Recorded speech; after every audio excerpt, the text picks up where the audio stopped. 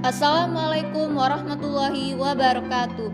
Perkenalkan, kami dari kelompok 5 yang terdiri dari Ayu Agustina, Fitri Lestari, Melni Sayona, Putri Aulia Plantika Wisda, dan Yuniarti. Topik yang akan dibahas yaitu penerapan teori belajar di dalam kelas.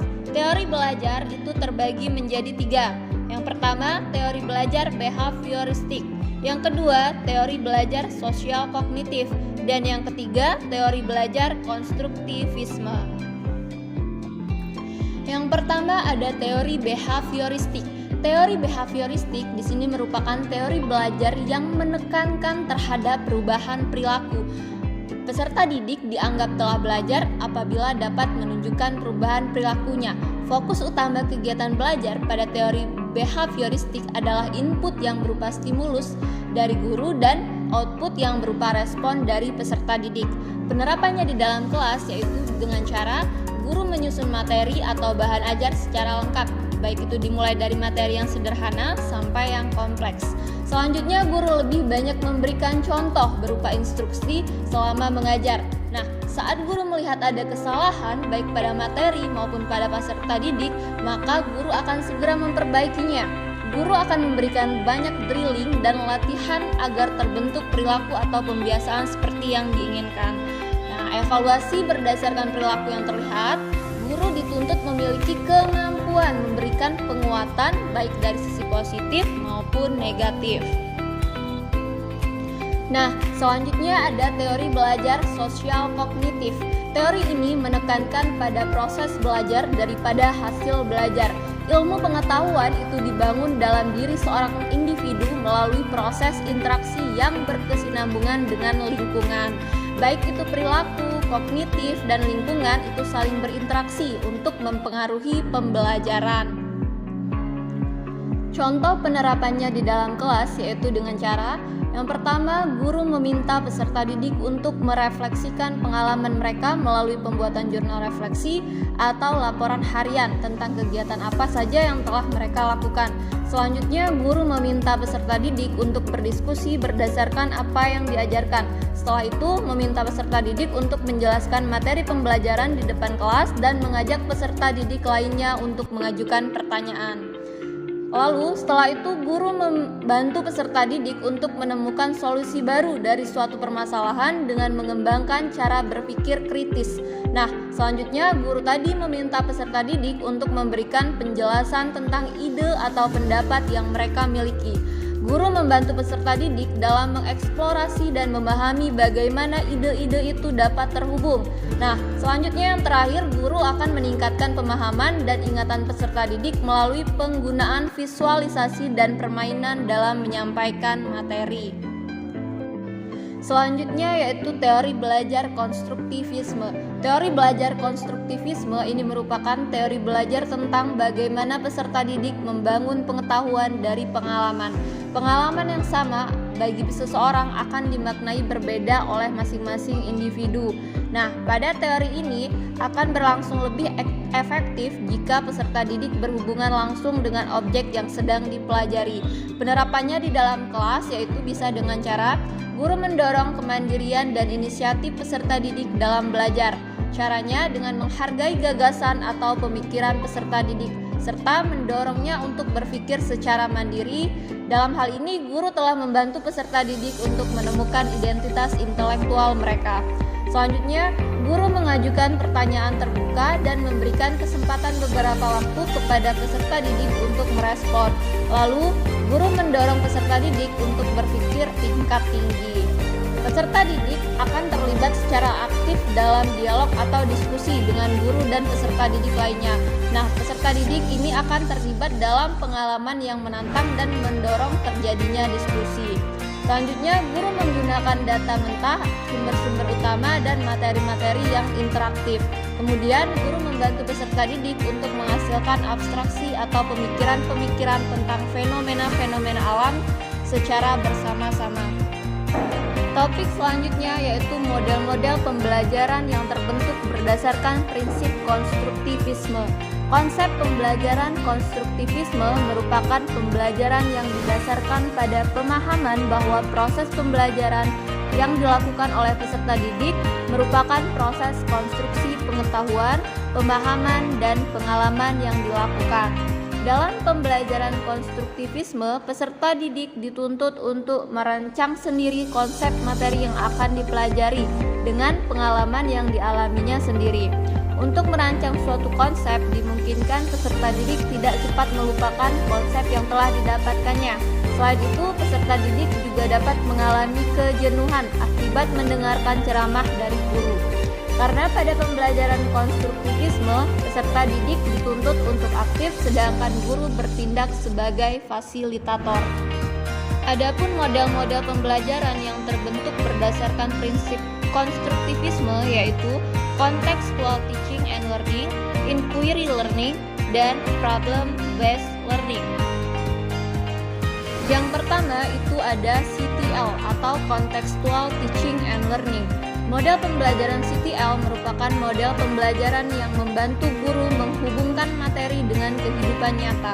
Pembelajaran CTL melibatkan para peserta didik dalam aktivitas penting yang membantu peserta didik untuk mengaitkan pelajaran akademis dengan konteks kehidupan nyata yang mereka hadapi. Dengan mengaitkan keduanya, para peserta didik melihat makna di dalam materi yang dipelajari di sekolah. Selanjutnya, peserta didik dapat menemukan makna dari materi pelajaran tersebut ketika mereka secara aktif memilih, menyusun, mengatur, menyentuh, merencanakan, menyelidiki, mencari informasi, dan menarik kesimpulan dari kegiatan yang mereka lakukan sendiri. Model pembelajaran CTL memiliki 6 sintaks yang terdiri dari 6 tahap, yaitu yang pertama, melaksanakan kegiatan inquiry untuk semua topik. Yang kedua, mengembangkan sikap ingin tahu. Yang ketiga, menciptakan masyarakat belajar. Yang keempat, menghadirkan model. Yang kelima, melakukan refleksi. Dan yang terakhir, melakukan penilaian yang sebenarnya. Selanjutnya yaitu model pembelajaran inquiry learning.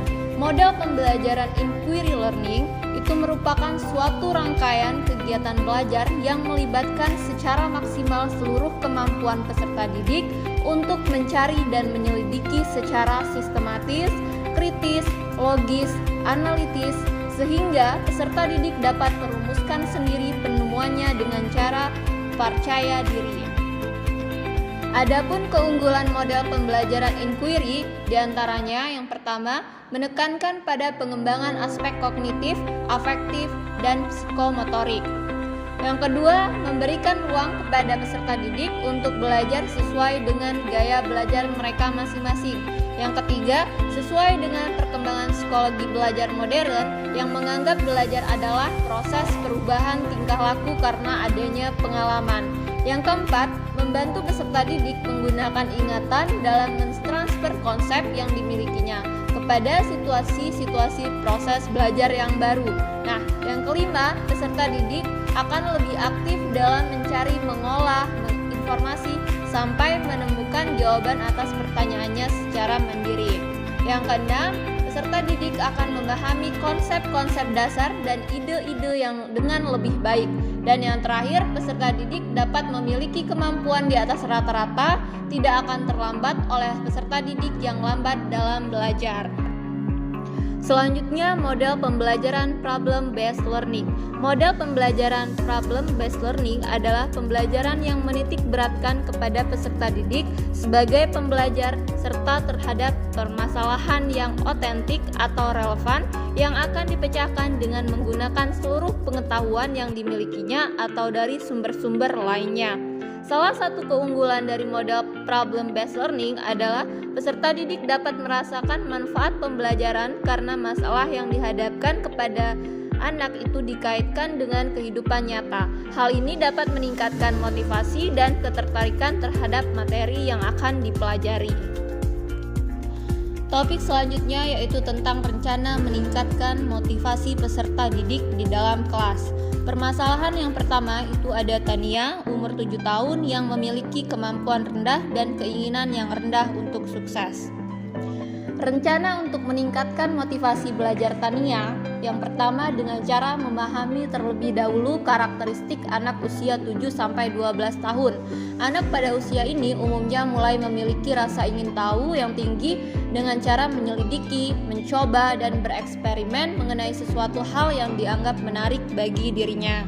Selanjutnya, meningkatkan motivasi dengan cara menyampaikan apa yang kita pikirkan dengan cara berinteraksi yang baik dan jangan sampai melukai hatinya.